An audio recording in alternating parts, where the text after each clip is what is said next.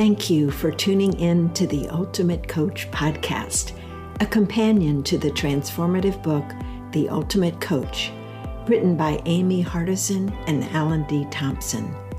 Each conversation is designed to be a powerful wake-up call, reminding us of what's possible for you and your life.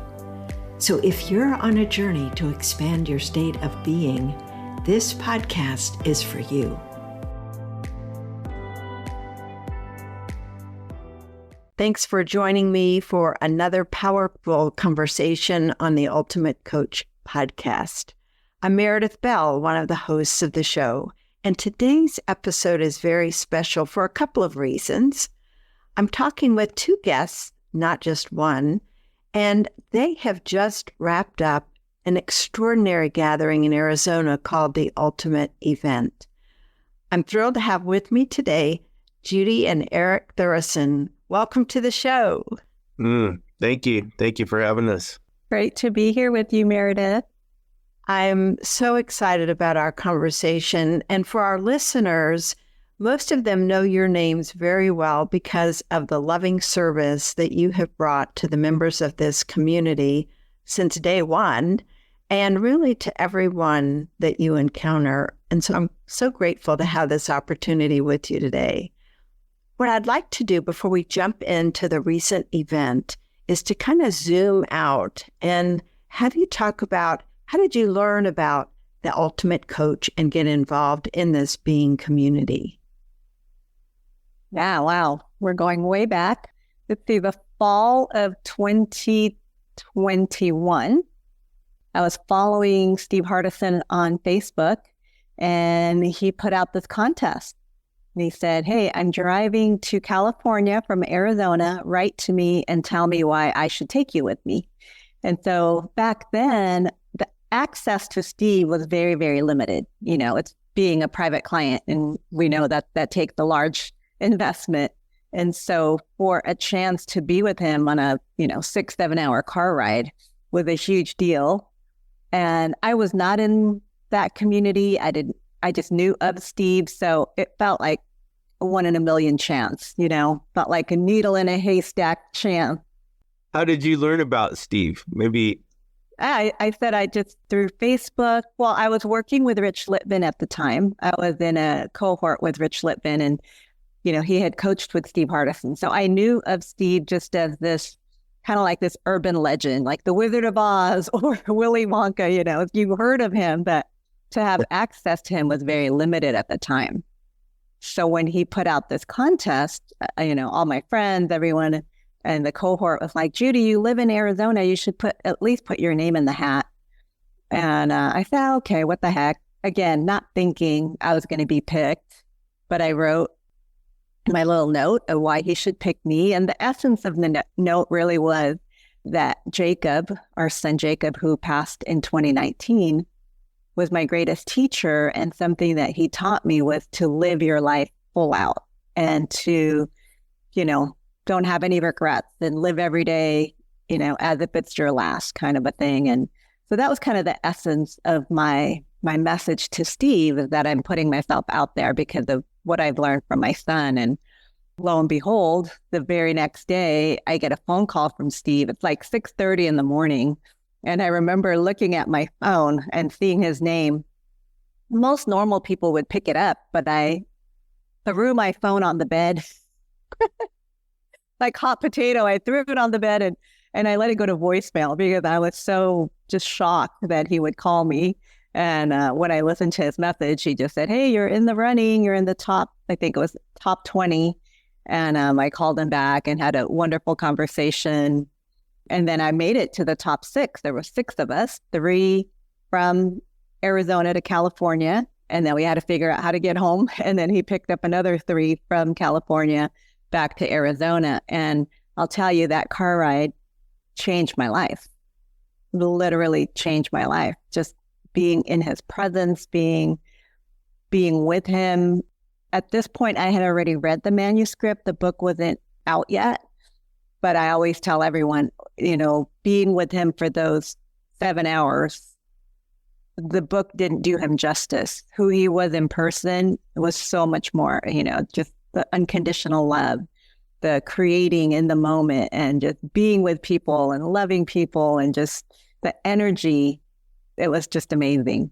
So funny story, kind of back up, is when I wrote the message to Steve that I wanted to be in this car ride with him, Erik was out of town on business. And so out of respect for Erik, I said, okay, before I send this, I should probably ask my husband first what he thinks about me riding in a stranger's car, for 7 hours. And when Erik came home, when I told him, I said, hey, there's this Steve Hardison, and I wrote this letter, and I want to, ride with him and win this contest. Erik's exact words were what? What did you say, Erik? How do you know he's not a serial killer? And those were the exact words. And if you know my life story, you know that I've actually escaped from 2 serial killers in my lifetime. So my answer back was like, well, if he is, it won't be my first rodeo. That's for another podcast, Meredith. And I shared a little bit about it at the last Ultimate Experience. But anyway, and then Erik said, hey, if this is something you really want to do, why don't you pray about it, ask the Spirit, and if Spirit says yes, who am I to get in the way of Spirit?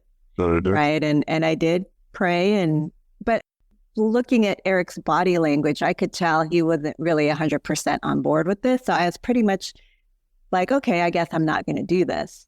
But I did consult and pray and ask, and 2 days later, Spirit was super clear.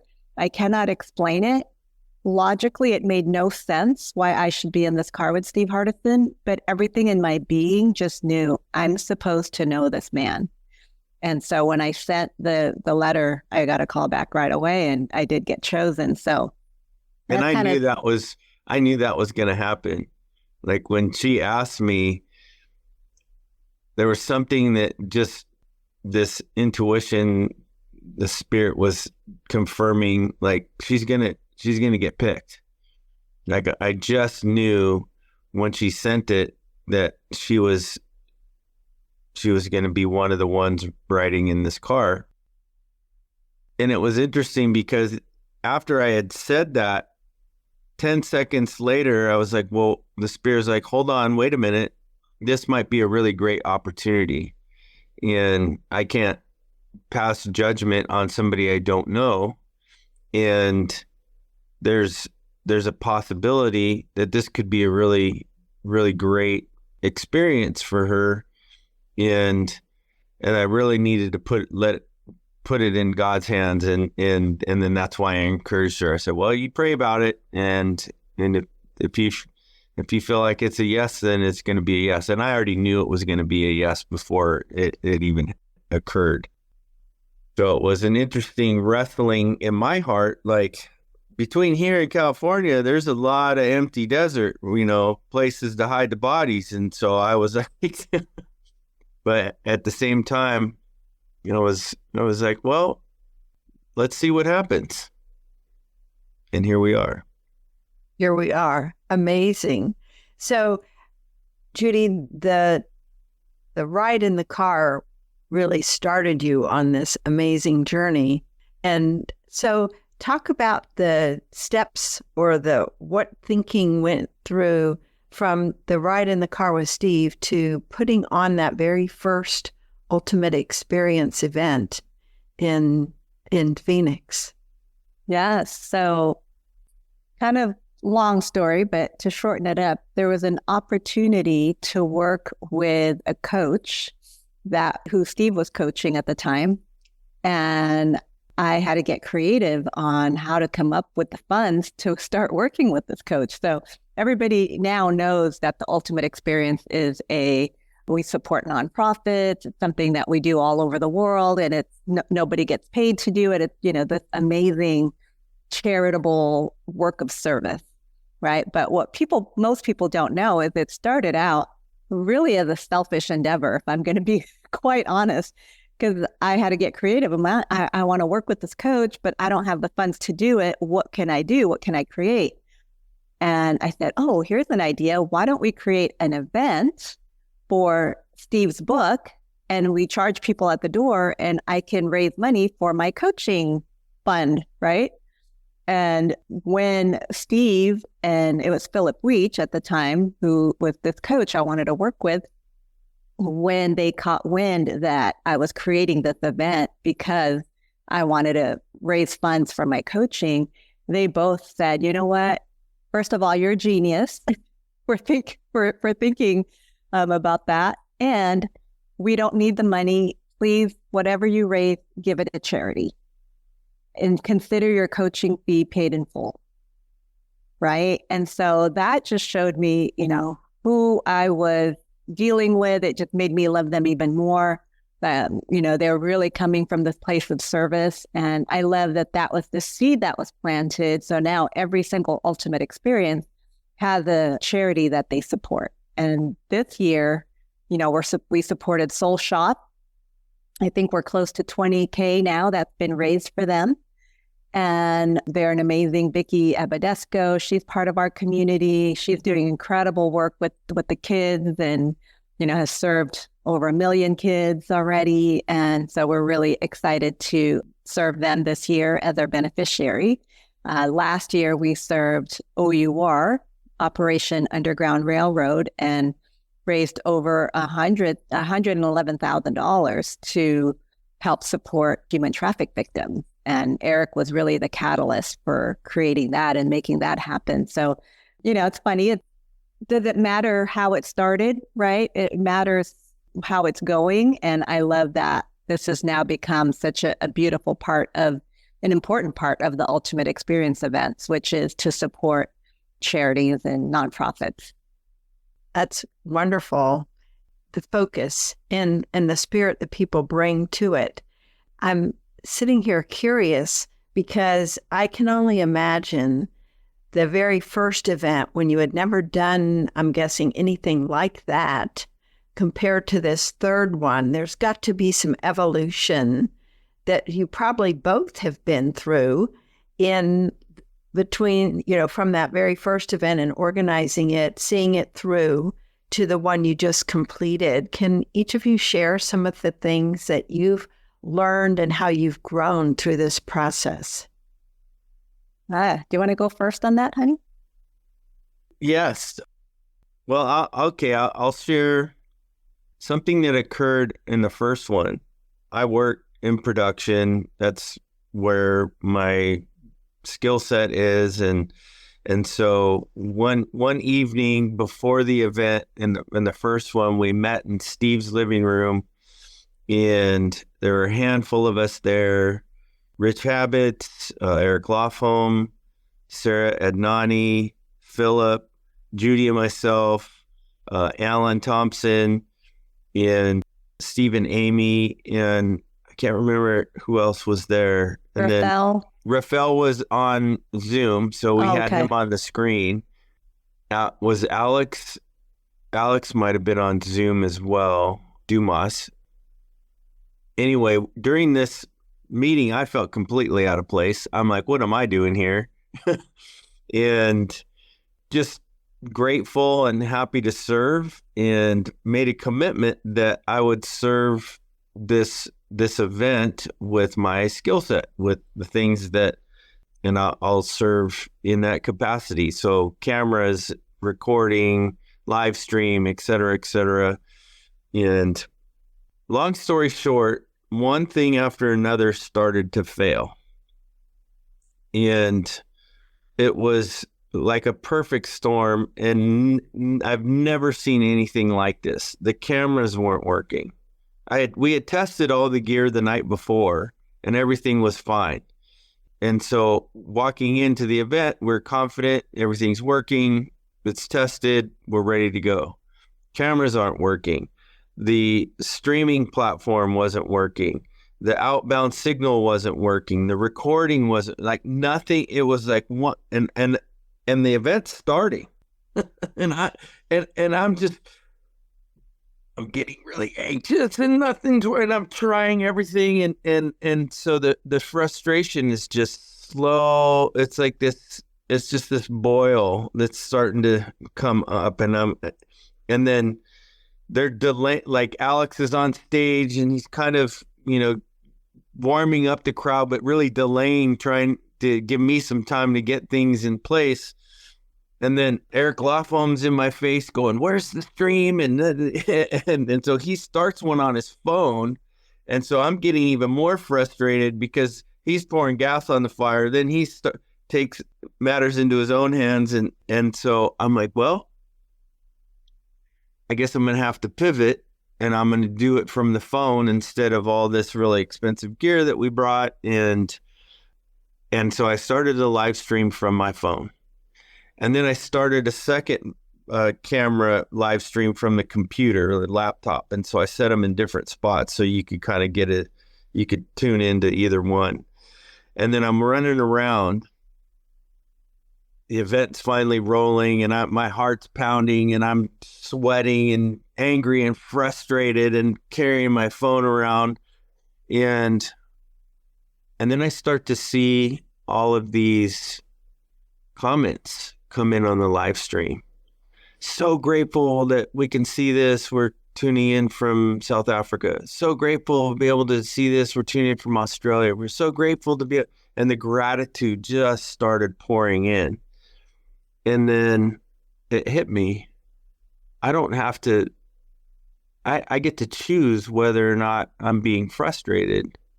And it was the first time in my life where I was able to catch myself in the feels, in the moment, and make that shift.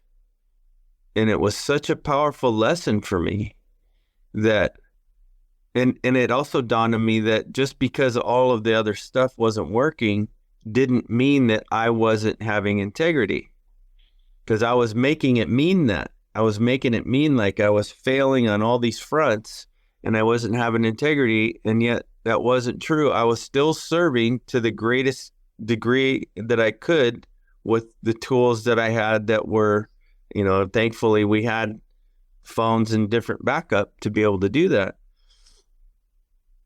But to be able to realize that and shift my attitude and who I was being in that moment in real time was such a powerful lesson. That was the biggest thing for me in the first one. I just love that you shared that, Eric, and I could feel your frustration as you were describing that and imagining how this happens in life, doesn't it? That we've prepared, we've done everything we can, and then things can still go wrong, and they're totally out of our control. And yet we do have that choice. I love that you made that choice and you made that transition to realize who you could be in that moment and who you were being to all those people who were tuned in to the live stream and benefiting from that. That's very powerful. Before we shift to the third event, Judy, do you want to talk a little bit about where you were, what was happening with you in that first event? Yes. Well, what Eric didn't share is, again, right, Steve doesn't do events. So the fact that he said yes to do an event was huge, number one. And he did not want to be on camera, and he didn't even want photographs. And he said, "Judy, if anybody comes up there with a phone or a camera, I'm going to walk off the stage. Do you hear me?" I said, "Yes, sir." And so at this point, this is still a little bit post-COVID, so a lot of people couldn't travel. And I'm fielding all these calls, people saying, "Hey, we can't travel. We really want to be there. Or is there an option for live stream, please?" And people are begging. And so most normal people, when Steve says, "No, I will not be doing that," they take his no for a no, right? But I'm not most people. So I came back to him and I said, "Steve, I know you said no to this, but there's all these people that really want to be a part of it. Would you reconsider and negotiate, a new agreement?" I said, "How about this? What if we put the live stream in the Facebook group, at the private Facebook group? Nobody will see it, and we can put it up there for 48 hours. And then once that 48 hours is done, if people watch it or if they don't watch it, we'll remove it and destroy it, and nobody will ever see it again. And so he says, Judy, I don't know why I'm saying yes to you for things that I normally say no to, but because of who you're being, yes, I will do that. Okay. So I think it was 2 days before the event, Steve calls me and he said, look, I know that we made an agreement and I said yes to being recorded, but I want you to know my preference is to not be recorded. But you're the leader and I said yes to you and we have an agreement. So if you choose to use that as, to make that call to have it recorded, then I will say yes to that. But I want you to know that my preference is to not be recorded. Now, Meredith, this is little old me who's never done anything like this talking to Steve Hardison. I'm like, is this some kind of reverse psychology? Because what do I do with that? He's basically empowering me to be the leader. And that was a huge lesson. That was such an expansion for me. Wow, am I going to give in to my people pleasing and because I want to please Steve, or am I going to act from a place of what will serve the greater good? And I knew at that time that what would serve the greater good was for him to be recorded and live streamed so that the whole community can experience this together. So at the beginning of the event, I told him, sorry, but we are going to record this. And then we'll destroy it after 48 hours, okay? And he's like, okay, I will do that. But then when we turned on all the recordings, nothing worked. Did Steve manifest that? I don't know. That's still the mystery.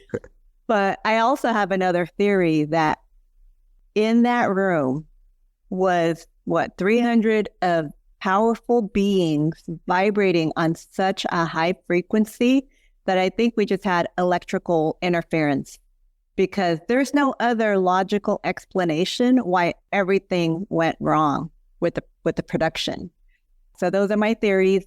Steve Hardison is a magician and he didn't want to be recorded, so he created that. And or the frequency was so high that we just, nothing would work with the electronics in the room. So then fast forward, as Erik was saying, the live stream was such a hit. Everybody was so grateful. People are watching it, crying and just saying this was so transformative for them. And so this was Sunday night after the event. And I had a thought and I thought, we can't destroy this. This is too powerful. This is going to transform many, many lives. But how am I going to ask Steve for another thing, right? I felt like at this point I've asked for an inch and I took a mile, and here's another thing that I'm asking, and I have no idea how I'm going to ask him for this. But I'm having these thoughts, these feelings of we cannot destroy this. What can we do to keep this up? So that was Sunday night. Monday morning, first thing in the morning, about 8 a.m, I get a call from Steve. And Steve says, hey, I had a dream last night about you and an 18-year-old boy, and I think we both know who that was. And Jacob came to me in the dream and said, Steve, you need to leave this recording up because it's going to transform many lives. And Steve said yes to Jacob. And he called me the next day and he said, I said yes to Jacob and I'm saying yes to you. We can leave the recordings up. And I'm telling you, even though the recording with a live stream, not the best, you can barely hear it. So many people have become part of this community because of that live stream. So many miracles have happened from that live stream. So sorry, honey, because I was mad at Erik for about 6 months after that because I blamed him for the production not working. And finally, when I understood that there is no logical reason why the production, like I can understand if 1 or 2 things broke down, but for everything to not work, there was something else at play here. Yeah. So Jacob was a huge part of Steve saying yes to being recorded, to being videoed, to now we have all this content, and just such a beautiful co-creation, collaboration with all of us. Mm-hmm. And I'm out of the doghouse. Oh, yay. I remember watching that and watching Steve's part, and I was so moved. And I still remember some of the key points that he made that have impacted my thinking and behavior over time. So you're so right. What a powerful way for him to get a message and change his heart and mind about what should be done with that. That's very powerful. So after that event, I'm just guessing you were breathing this sigh of relief and, that you had pulled this off. And, you'd had, I assume, a team of people, including Erik, to help make it happen. Talk a little bit about what was going on with who you were being to propose a second event. What was the driver behind that for really both of you getting on board with doing it again last year? Wow. I can't believe last year was only the second event. I feel like we've been doing this for 10 years now. It feels it. For me, Meredith, the heart and the intention is always about what's going to benefit the greater good of this community. And, it's really moving because when I see what people have gone through, and the breakthroughs that they've had, and the transformations, and the businesses being built, and the relationships being mended, and even love relationships, people meeting each other in these rooms and are now married, and families that are being put back together, forgiveness, human things, right? Like, sure, we're in a room of the most powerful coaches in the world, but this is not about coaching. This is not about how can you make more money. This is not about how can you make more, get more clients. This is really the essence of who are you being? I mean, it's the heart of the book. Who you're being is everything. Yeah. All the other stuff, it's just extra. It's just gravy. It'll come. It's a byproduct. But who we're being is everything. And so for me, I say this to our team. I say this to Erik, what's more important to me is not as what's happened. It's not what is happening on stage on those days that we're having the event, but it's who we're being on our way to that, right? Who am I being with the hotel when there's miscommunication and now we have to pay extra because they rented out the rooms that we were supposed to use? Who am I being when the production comes to me and says, oh, well, that changes things. Now we have to charge you overtime and it's going to cost this much money. Who am I being when I'm getting all the bills from all the expenses and it's way more than what I anticipated, right? And I get to shift my being into that gratitude, like what Erik shared earlier. And the example of that for me is what's most important, is who are we being in creating a being event? I will not be a hypocrite and, be this crazy person screaming at everyone and being stressed out. But it's really that we get to practice being. The ultimate experience starts here. It starts the moment you choose to come, the moment you choose to buy a ticket, the moment that you choose to get on that plane. It's not what's happening in that room those 3 days, 2 days, even 1 day. It's about who you're being every day. Yeah. Yeah. It's so powerful to see and watch Judy. I feel honored and blessed to have a front row seat to watch her transformation and the commitments that she's made that people don't see, the things that happen behind the scenes, in the way that she shows up. And she challenges the people that are going to be presenting and like, hey, this isn't about imparting your wisdom. It's about sharing your heart. And yes, wisdom will be shared along with that, but that's the intent is coming from our heart center and not just our heads. And I did put my foot down though and said, we're not skimping on the production budget for the second one. I said, we're hiring the right team and I know who they are. And it wasn't cheap, but it was going to make it worth it. And Kramer Productions and Sammy Plumere have been an absolute godsend for us to be able to really pull off these events in a way that is seamless and professional, and we're able to create a safe environment and a container that allows people to come together from all different walks of backgrounds and all over the planet, and in different belief systems and different economic backgrounds and different racial backgrounds and different beliefs, and are able to come together and love and respect and honor one another in a way that is just, I don't know if I've ever experienced this in any other environment, with zero judgment. And with such a safe, she has curated such a safe space and really prepared such a safe space for people to come together, that the vulnerability that occurs, it is like nowhere else. The love and the compassion and the words are insufficient to describe. People will talk about the vibrational frequency, and others will talk about the spirit or the energy of the room.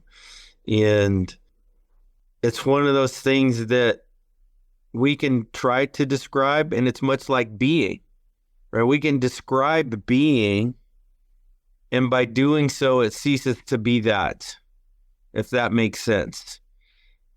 Because the incompleteness of words to describe something that's otherworldly or ethereal in many ways that you can sense and feel, it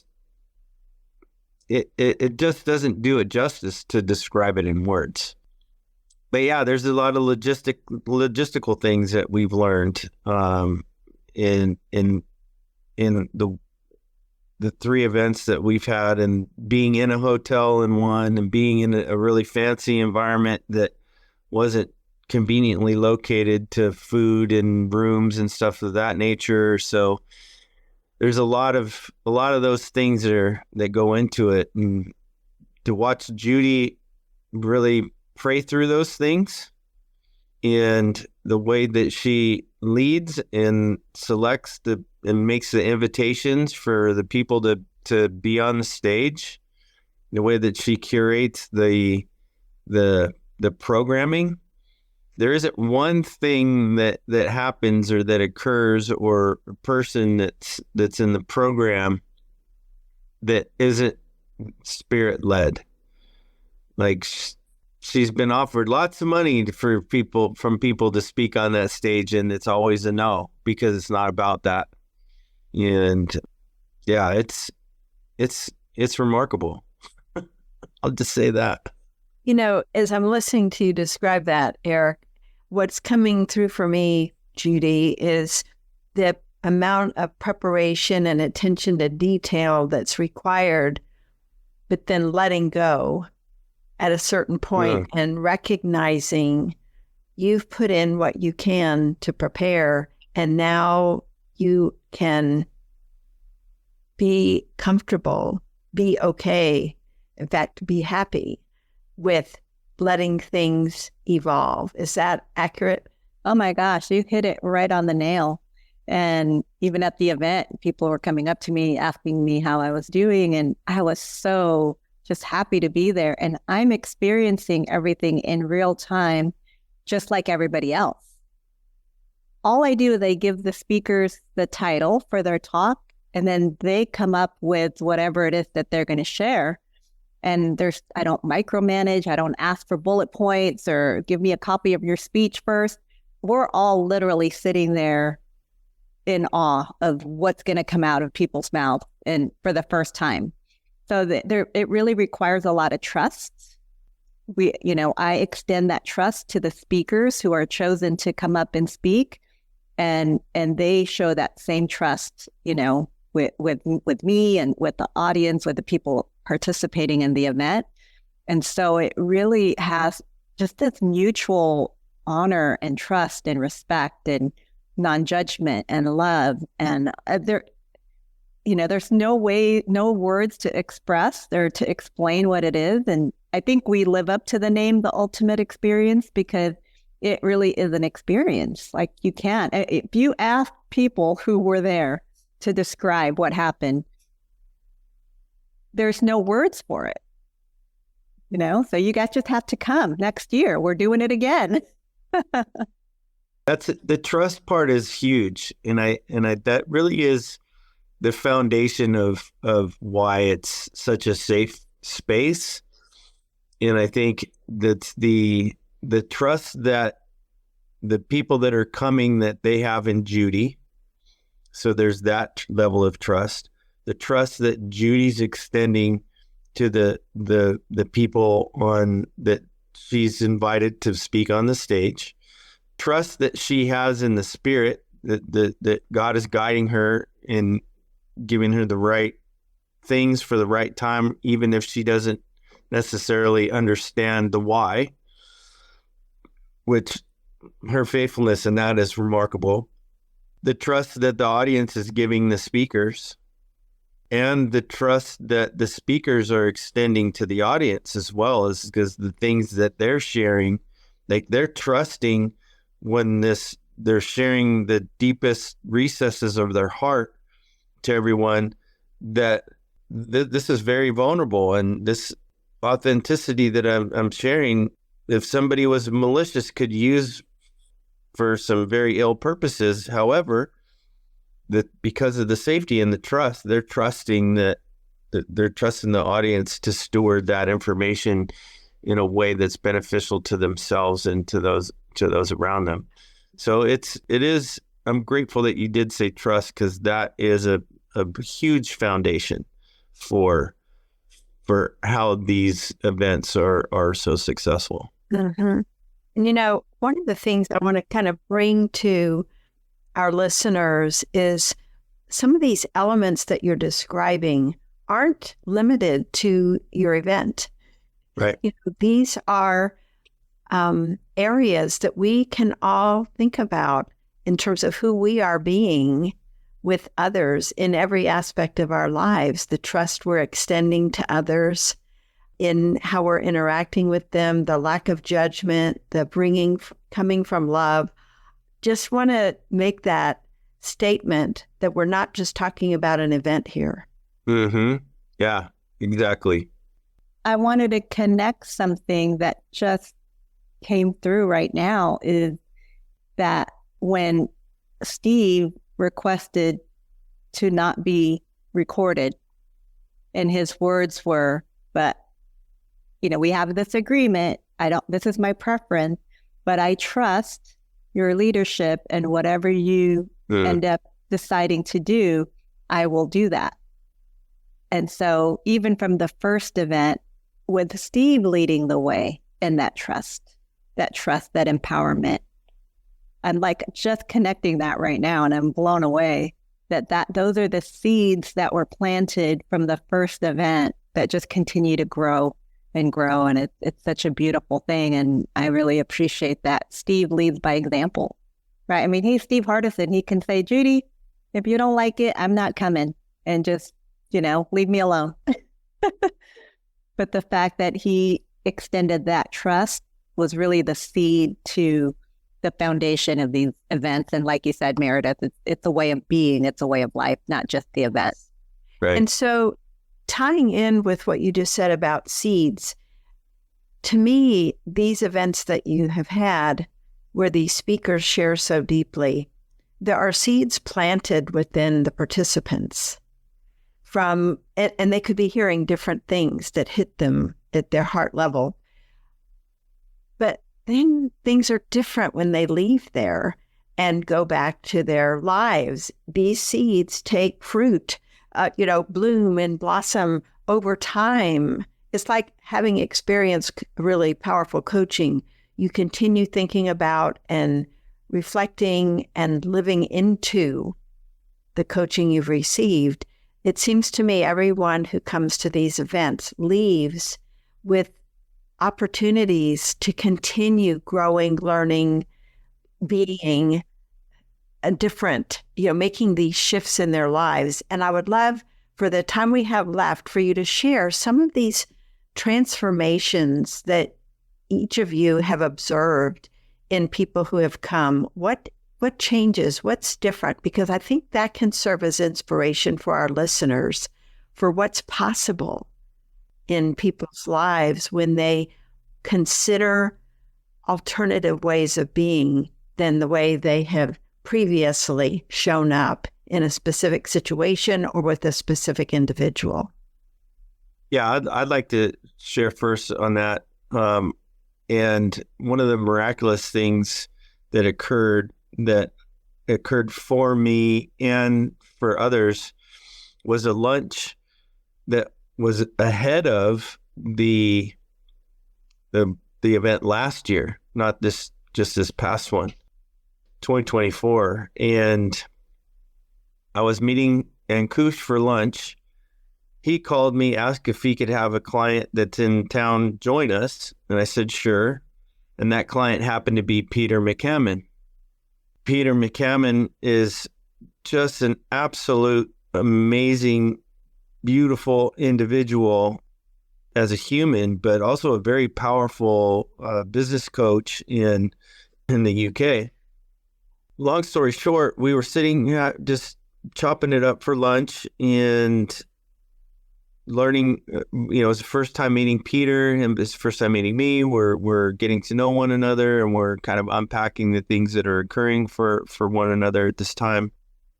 And then Ankush prompts me and says, well, share with Peter what you're up to with the event.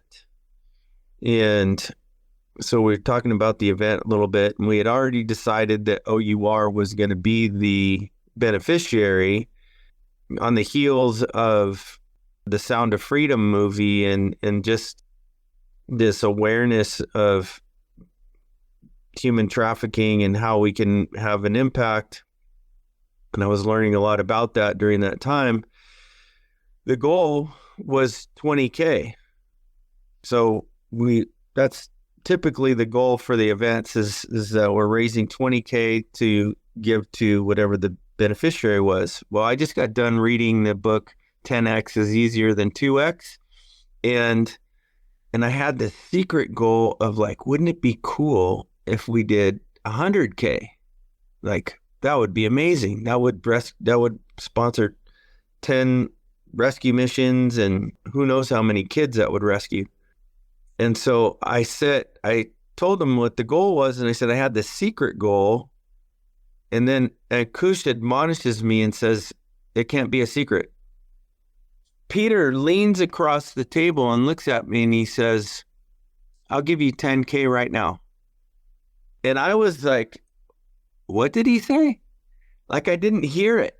I couldn't hear it because it was so out of the scope of what I thought was possible. And I had this dream, this idea, this inspiration, but I wasn't going to tell anybody.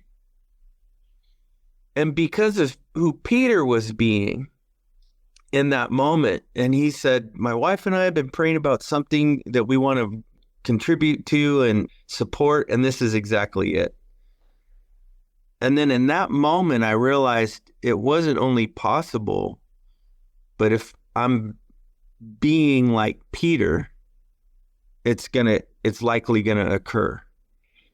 And what unfolded was rescuing over 500 children from the money that was raised in that room. Now that wasn't my win, but it started with the seed of the idea.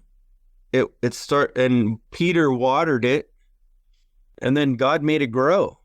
And the entire community made this massive impact.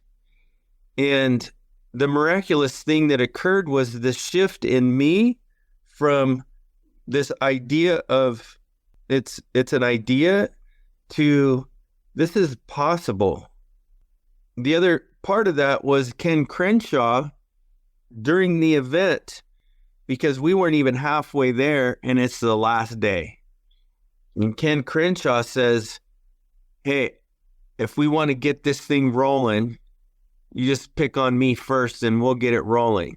And I didn't really understood what he meant in that moment, but there were additional things that needed to shift, because I had the idea that, it had to be already contributed and counted in the number in order to count it. And then I realized I don't need to do that.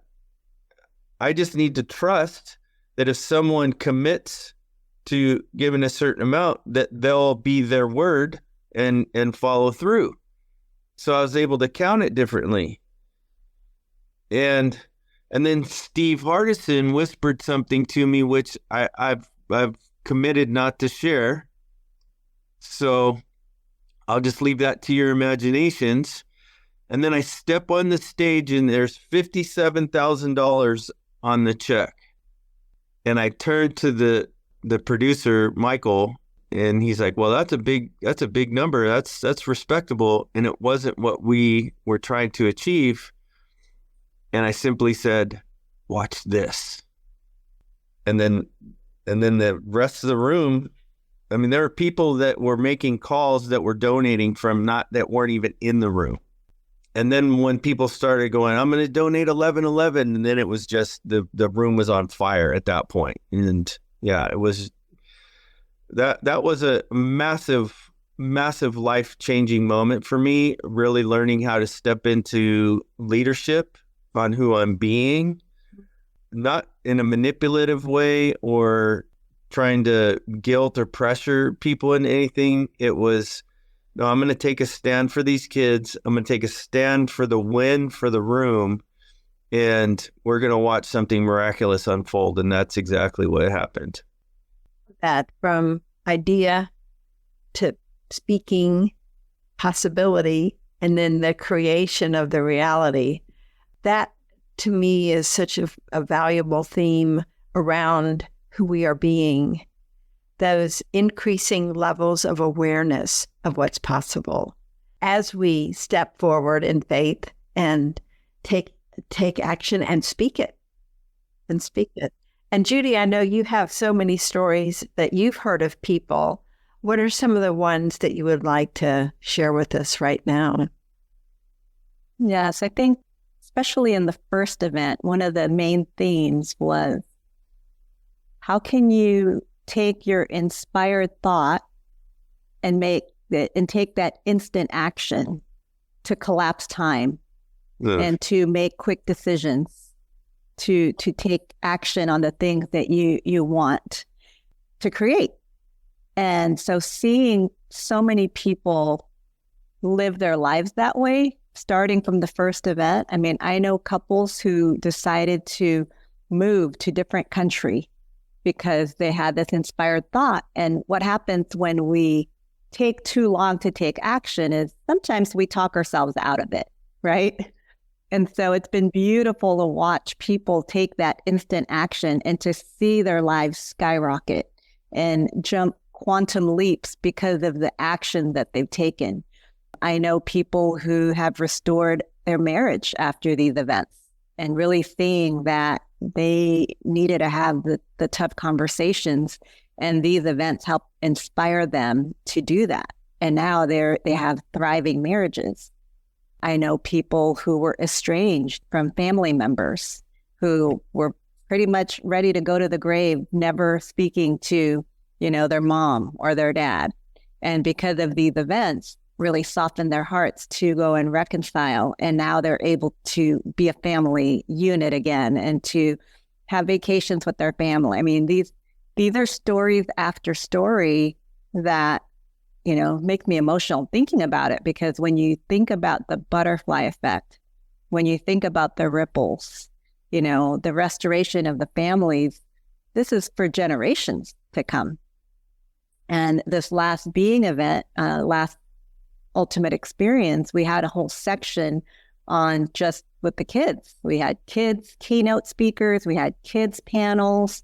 So the adults in the room were bawling their eyes out because they're hearing from these kids the questions of like, hey, what are some things parents should know of how to be better parents? So hearing it from the kids firsthand was so humbling.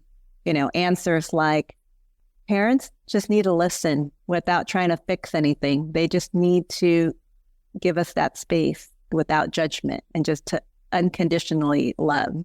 And I'm looking in the room and grown men are bawling their eyes out because they're really hearing it and being so impacted and being so convicted of like, wow, there's going to be some changes made in how I parent my kid. Right. So again, these are the real deep rooted issues of being.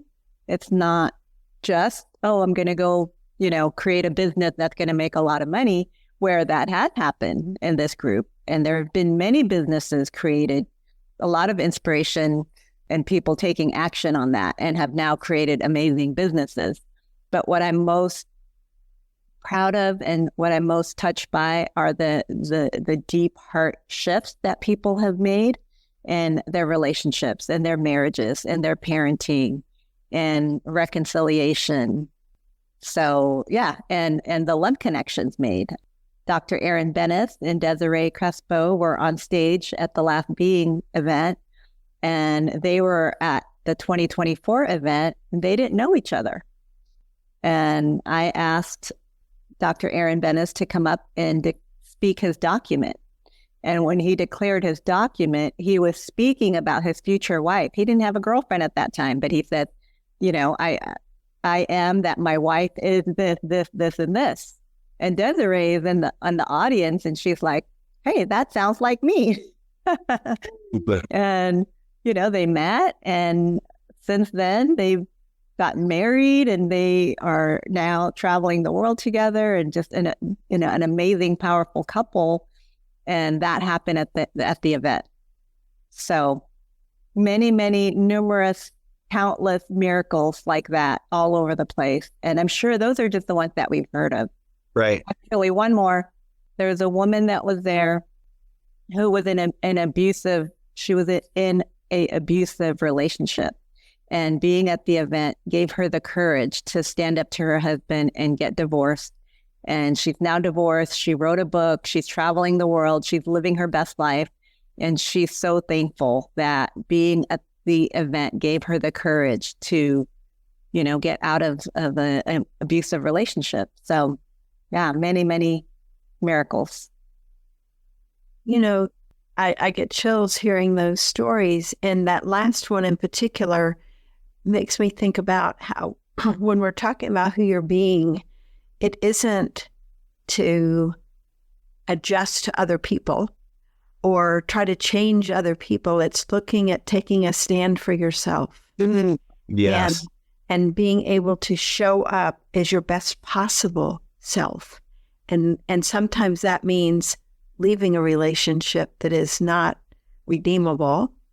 And other times it means, as you said, mending relationships that were damaged partly because of how we were showing up and what we were creating these other people as. And so I just love both sides of that. So our listeners can reflect on their own lives and where could they show up with greater love towards someone that perhaps they've been judging, or with a greater confidence in themselves and their value and what they will and will not allow in their lives because of who they are. This has been so rich. We could talk another hour, at least I know. But in wrapping up, is there anything else that's occurred to you that you would like to share during our conversation today? Erik, you want to go first? I think, yeah, the thing for me is I'm working on this documentary about our son who passed a little over 5 years ago. And the event last year was what really, in seeing what unfolded, it really helped me to see that I need to take a full degree of commitment. And so I stepped away from the job that I was working at, my W-2 job that provided steady income and benefits and all the things. And I put my full trust in full commitment in making this this project and this film. And it's had its challenges.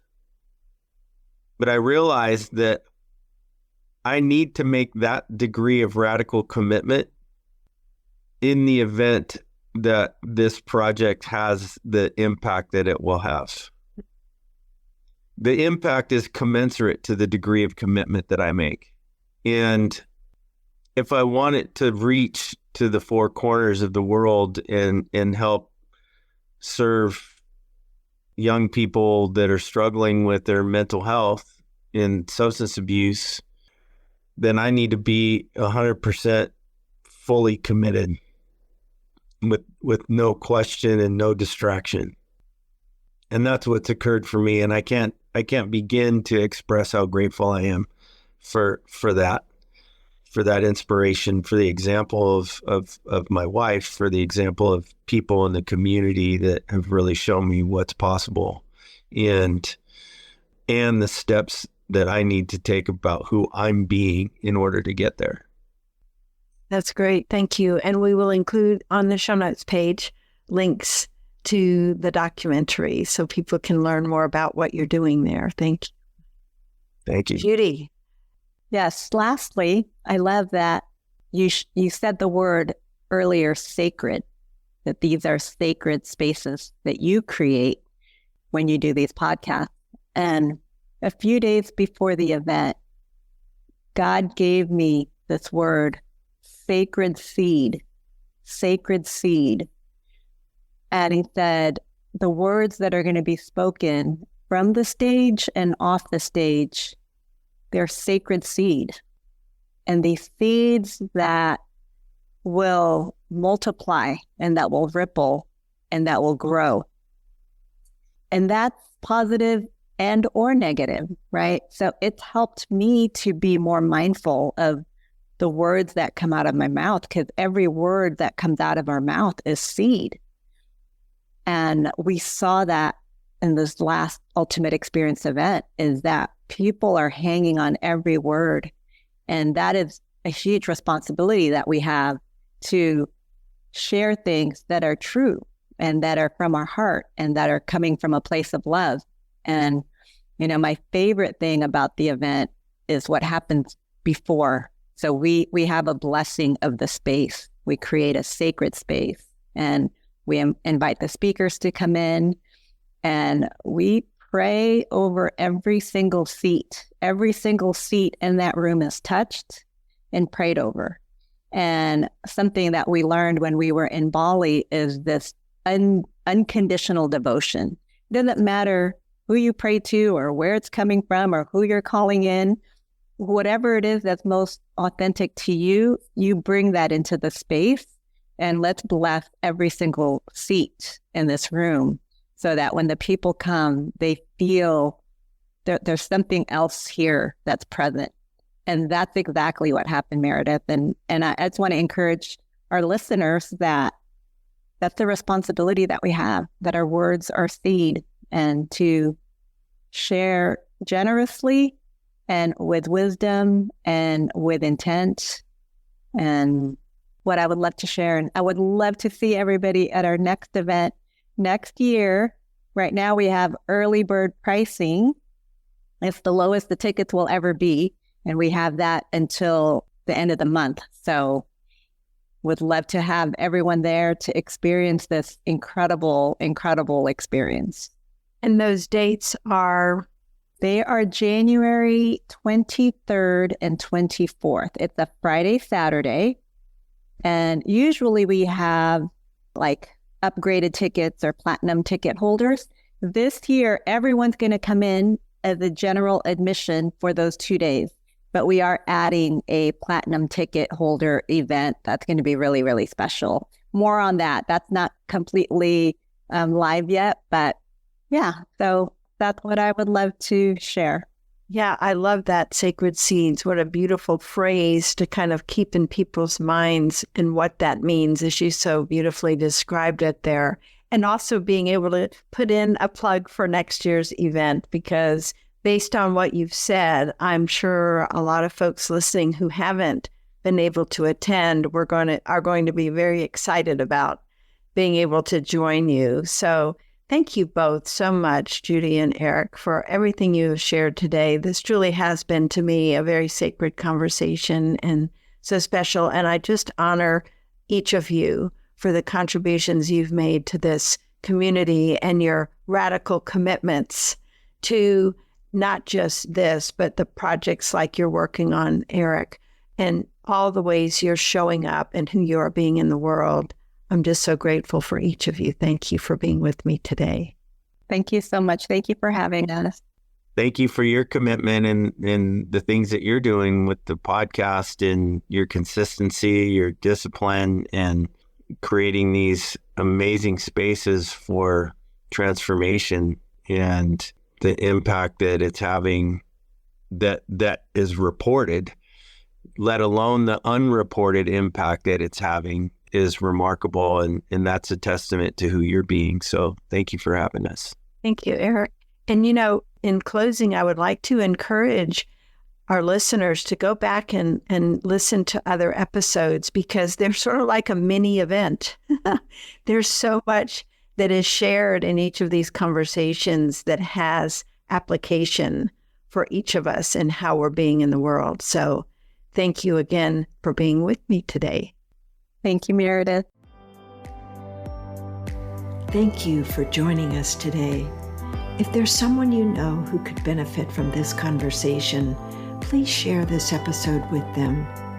Also, check out our website, beingmovement.com. You'll find valuable resources and links to connect to an engaging and wonderfully supportive community.